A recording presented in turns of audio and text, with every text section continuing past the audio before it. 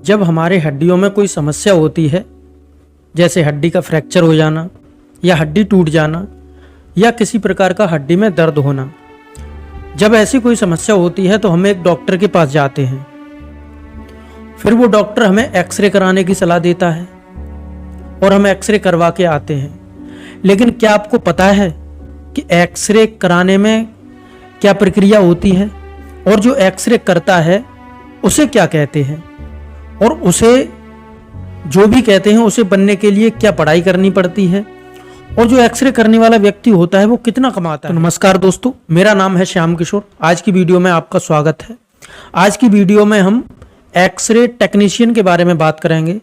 X ray technician बनने के लिए कौन सा डिप्लोमा करना होता है, क्या पढ़ाई करनी होती है, कितना ये लोग कमाते हैं, क्या कैरियर ऑप्शन हो सकते हैं। तो इन्हीं सब बातों पे आज की वीडियो में हम बात करेंगे। तो हम बात कर रहे थे कि हम एक्सरे कराने जाते हैं तो वहाँ पे एक एक्सरे टेक्नीशियन होता है।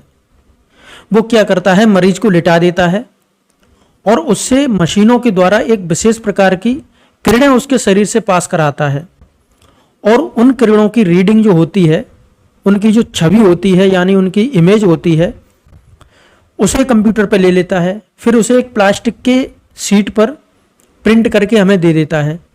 वही एक्सरे होता है। उस एक्सरे में हमें हड्डियां दिखाई देती हैं जो सफ़ेद सफ़ेद कलर की दिखाई देती हैं। अगर हड्डियों में फ्रैक्चर होता है, हड्डी टूटी होती है, तो हमें अलग से दिखाई दे जाता है कि हड्डी टूटी हुई है या फ्रैक्चर है। उस एक्सरे को हम ले जाकर डॉक्टर को दिखा देते हैं। डॉक्टर उसे देखकर उसके आधार पर हमारा ट्रीटमेंट करता है, जो भी आगे की प्रक्रिया होती है वो करता है। तो बात आती है कि जो एक्सरे टेक्नीशियन होता है वो बनने के लिए हमें क्या पढ़ाई करनी होती है। तो एक्सरे टेक्नीशियन बनने के लिए आप 3 स्तर पर पढ़ाई कर सकते हैं। पहला तो आप डिप्लोमा कर सकते हैं, जिसे डिप्लोमा इन एक्सरे टेक्नीशियन कहते हैं। इसी डिप्लोमा की बात हम आज की वीडियो में करने वाले हैं। दूसरा स्टेज होता है आप बैचलर्स कर सकते हैं, इसमें जो ग्रेजुएशन कोर्स होता है वो कर सकते हैं। और तीसरा ऑप्शन ये होता है कि आप इसमें मास्टर्स कर सकते हैं। तो इन तीनों तरीकों से आप एक एक्सरे टेक्नीशियन बन सकते हैं। तो आज की वीडियो में हम डिप्लोमा इन एक्सरे टेक्नोलॉजी के बारे में हम बात करने वाले हैं। ये जो कोर्स होता है एक्सरे टेक्नीशियन वाला, इसको अलग अलग नामों से भी जाना जाता है। इसे रेडियोग्राफी भी कहते हैं। इसमें क्या होता है, रेडियोग्राफी में अलग अलग ब्रांचेज हो जाती हैं, जिसमें एक एक्सरे भी होता है। उसमें आपका सीटी स्कैन आ जाता है, आपका अल्ट्रासाउंड आ जाता है। ये सब चीज़ें रेडियोलॉजी के अंदर आती हैं। और ये एक्सरे जो है, एक्सरे टेक्नीशियन, वो भी रेडियोलॉजी का ही एक ब्रांच होता है। तो सवाल आता है कि ये एक्सरे टेक्नीशियन जो होता है उसका काम क्या होता है। उसके कई काम होते हैं। पहला तो काम होता है कि ये एक्सरे निकालना, मरीज को लिटाकर उसके मशीनों के द्वारा उसका एक्सरे लेना। और जो लैब होती है, एक्सरे लैब होती है, उसमें जो उपकरण रखे हुए होते हैं, मशीनें रखी हुई होती हैं, उनकी देखभाल करना, उनकी साफ़ सफाई रखना, ये सब काम उसके होते हैं। इस डिप्लोमा की एलिजिबिलिटी की बात करें, इसकी योग्यता की बात करें, तो इसमें आपको 12th पास होने चाहिए। आप 12th में आपने फिजिक्स, केमिस्ट्री और बायोलॉजी 3 सब्जेक्ट आप पढ़े होने चाहिए, यानी बायो की स्ट्रीम से आप होने चाहिए। और यदि आप इसमें डिप्लोमा करते हैं तब तो आपके मिनिमम 50% मार्क्स होने चाहिए। अगर आप इसमें बैचलर्स करना चाहते हैं यानी ग्रेजुएशन करना चाहते हैं तो आपके मिनिमम 60% मार्क्स आपके होने चाहिए। इस कोर्स में या डिप्लोमा में एडमिशन लेने के लिए प्रक्रियाएं कितनी हो सकती हैं। इसमें आप 2 तरीके से एडमिशन ले सकते हैं। पहला, आप किसी कॉलेज का, किसी यूनिवर्सिटी का एंट्रेंस एग्ज़ाम दें, उसके ज़रिए आप एडमिशन ले सकते हैं। और उसमें सबसे कठिन जो एंट्रेंस एग्ज़ाम होता है वो नीट होता है। नीट के द्वारा भी आप इसमें जा सकते हैं।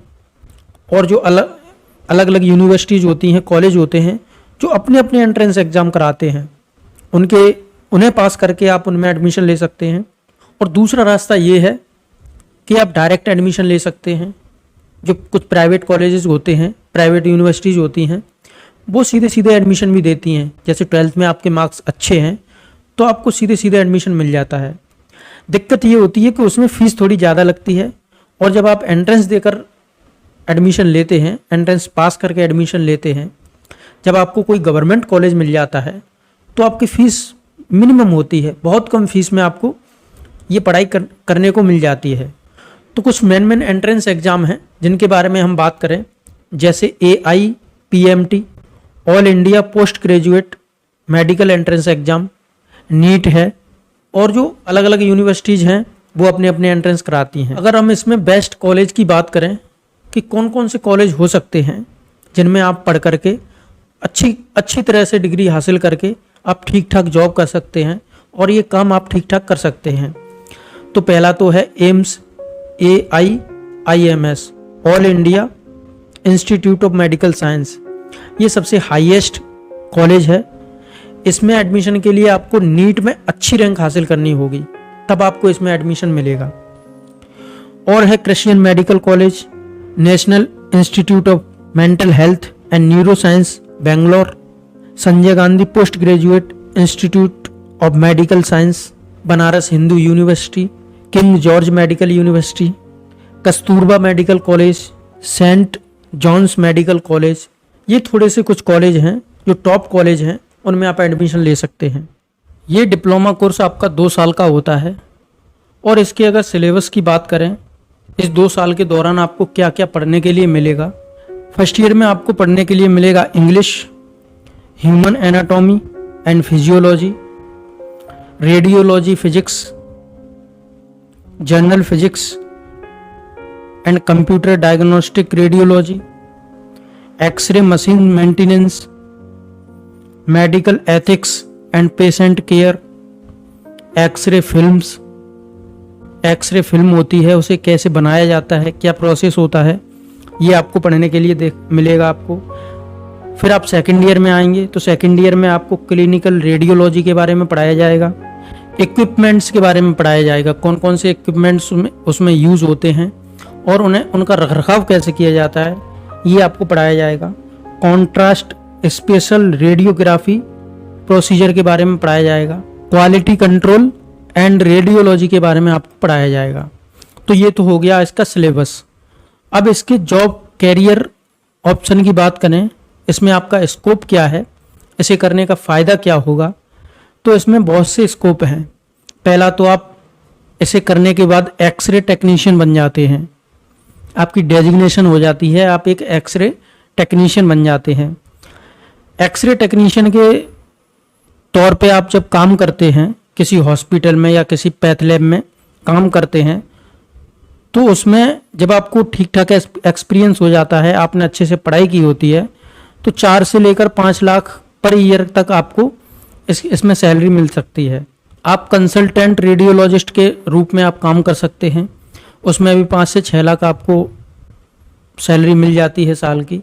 आप एज ए टीचर आप पढ़ा सकते हैं, जो ये डिप्लोमा कर रहे हैं उन लोगों को आप पढ़ा सकते हैं, उसमें 3 से 4 लाख तक का आपका इनकम हो जाती है साल भर की। आप एक अल्ट्रासाउंड टेक्नीशियन के रूप में काम कर सकते हैं, जिसमें आपको 4 से 6 लाख रुपए पर ईयर तक आपको मिल जाते हैं। और सबसे अच्छा ऑप्शन, अगर आपकी आर्थिक स्थिति अच्छी है तो आप खुद का सेंटर भी खोल सकते हैं, खुद की लैब भी खोल सकते हैं। उसमें आप मशीनें मंगाकर खुद का एक्सरे, मतलब खुद एक्सरे करके आप डॉक्टर को भेजते हैं, उसमें आपकी अच्छी खासी इनकम हो जाती है। और लास्ट ऑप्शन बचता है कि आप किसी हॉस्पिटल के इस डिपार्टमेंट में, रेडियोलॉजी के डिपार्टमेंट पे आप जॉब कर सकते हैं, उसमें भी आपको अच्छी सी सैलरी मिल जाती है। तो ये थी आज की हमारी वीडियो डिप्लोमा इन रेडियोलॉजी। आपको कैसी लगी कमेंट करके बताइएगा ज़रूर। अच्छी लगी हो तो लाइक कीजिए, शेयर कीजिए अपने दोस्तों के साथ और सब्सक्राइब कीजिए हमारा चैनल। ऐसे ही कोर्सेज़ के बारे में जानने के लिए नई नई वीडियोज़ आती रहेंगी आपके लिए। तब तक के लिए नमस्कार, धन्यवाद, जय हिंद।